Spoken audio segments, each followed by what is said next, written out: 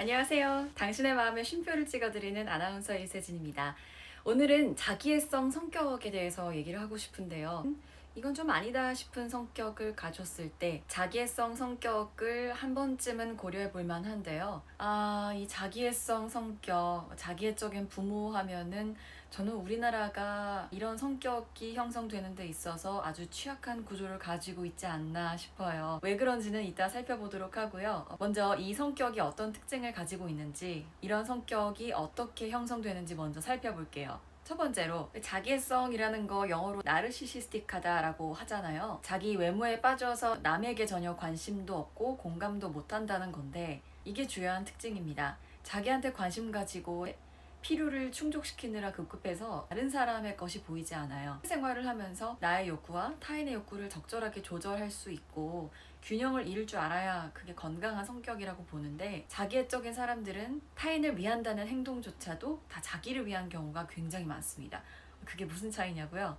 이 사람들은 정신연령이 한 2살에서 3, 4살이라고 생각하시면 돼요. 무조건 많이 들어줘야 되고, 아이들 입장에서 세상은 다 내 거야. 뭐 엄마의 젖을 먹는 것부터 부모의 양육, 돌봄이 모든 게 다 자기 거라고 생각을 하는 거예요. 우리가 그 나이 또래 어린이들한테 많은 거 바라지 않잖아요. 쉽게 말씀드리면 내 거와 남의 거가 분리가 안 되는 거거든요. 과대 자기가 생기는 건 당연한 자연스러운 과정인데, 어릴 때는 그런 과정이 꼭 필요한데 그게 조금씩 점차 분리가 되면서 나의 것이라고 생각했던 게 원래는 엄마 거였구나, 아빠 거였구나, 좀 뭔가를 크게 잃는 것 같고 상실감이 있긴 하지만 어쨌거나 내 거와 남의 거를 구분한다는 건 건강한 거거든요. 이 과정이 있기 전까지 아이들은 모든 게 다 내 거라고 생각을 하죠. 부모님들이 미운 나이다라고 하는데 3, 4살인 이유가 부모님 입장에서 피곤하고 챙겨주기만 해야 되고 이런 나이대이기 때문이잖아요. 이 과정에서 정상적으로 나의 것과 타인의 것이 잘 분리가 되지 않을 때는 심리적으로 미성숙한 부분이 그대로 고착이 돼서 생긴 건 멀쩡한 어른인데 사회적으로 지적으로 뛰어나거나 성취가 많아서 멋져 보일 수도 있는데 깊이 들어가면 3, 4살 아이 수준에 지나지 않을 때가 있는 경우를 봅니다. 이런 성격이 왜 그렇게 형성되는지 나눠볼게요. 바로 수치심 때문입니다. 수치심이 이 자기애성 성격이 만들어지게 된 모든 원인은 아닌데요. 보통은 자기애적인 부모에게서 자기애적인 자녀가 길러질 경우가 많아요. 부모가 성취나 외모나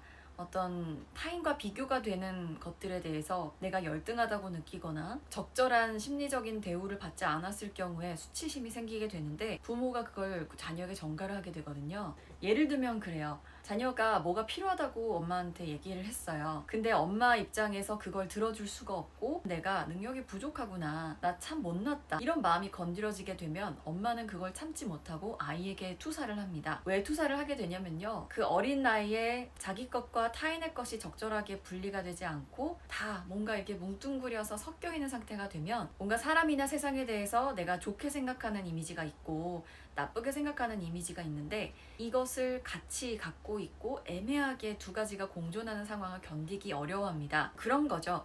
내 안에 나쁜 것이 들어왔어요. 예를 들어 나는 나쁜 엄마야, 아이가 원하는 것을 들어줄 수 있는 능력이 없어 라는 나쁜 것이 들어온 거예요. 근데 이거에 대해서 그 엄마가 어릴 적에 세상에 좋은 것도 있지만 나쁜 거, 네가 할 수 없는 것들도 있다, 그렇지만 이걸로 인해서 너가 전반적으로 나쁜 사람이 되는 건 아니다, 이런 인식들이 많이 생겨야 이 나쁜 것이 내 안으로 들어와도 적절하게 견디면서 좀 자기 성찰도 하면서 주위의 자원들도 활용하면서 견디고 또 이 나쁜 부분을 좋게 승화시키는 방어 기제들도 형성이 되는 거거든요.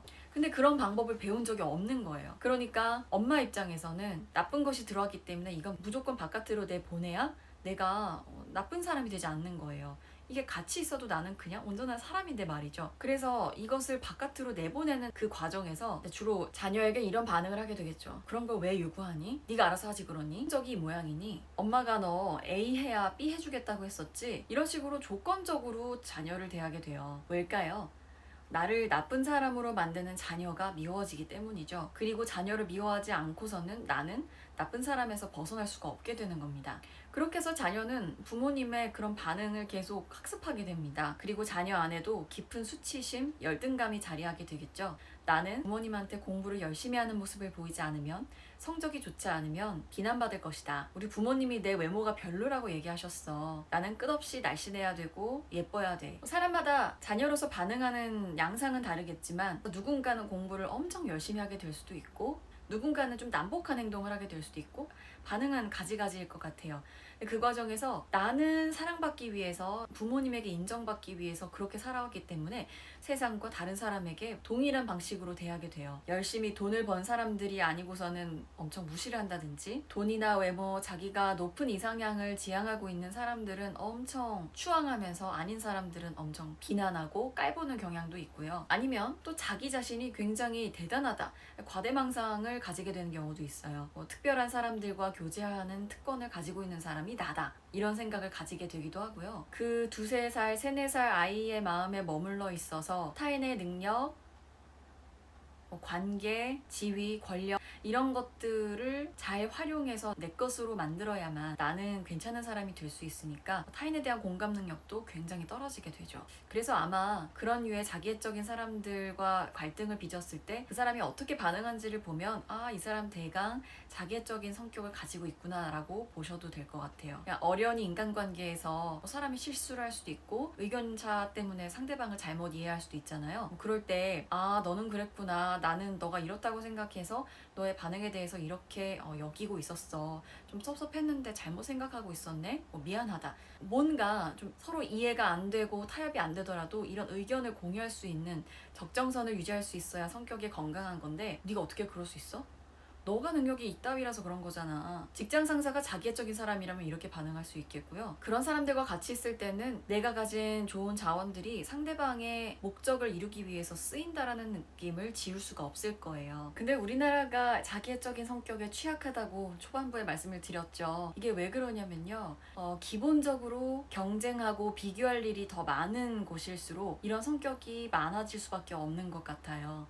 갈 수 있는 대학이나 차지할 수 있는 자본은 한정이 돼 있는데 경쟁에 참여하고 있는 사람들은 많다 보니까 서로 비교되는 일은 당연한 거고, 그 속에서 나는 잘해야 되니까 남보다 못한 나라는 것에 대해서 드는 수치심, 열등감이 그 사람을 더 공부하게 하고, 타인의 욕구와 나의 욕구를 조율하기보다는, 타인에게 공감하기보다는 나의 것을 챙기는 데만 급급한 그런 사회가 되게끔 양산이 되기 때문이죠. 수치심 권하는 사회라는 표현이 있듯이 우리나라가 그런 특징을 많이 가지지 않았나라는 생각이 드는데요. 우리나라가 자살률이 굉장히 높잖아요. 자살을 하게 되는 큰 원인 중에 하나가 비교의식과 열등감, 내가 파산을 하게 됐는데, 혹은 능력을 잃어버려서 더 이상 일어날 힘이 없게 됐는데 세상 패자인 것 같고 사회에서 완전히 도태된 사람 같다는 느낌을 지울 수 없어서 자살을 결심하게 되는 경우가 많다고 하거든요. SNS도 그래요. 특히나 인스타그램 같은 경우는 이미지로 좀 나이스해 보이는 모습을 어필해야 팔로워 수도 늘고 하는 경향이 많잖아요. 저도 직업적으로 그 점을 활용하고는 있지만, 저라는 사람도 어떨 때는 화려한 사진을 보고 나도 저런 삶을 살고 싶다, 왜 나는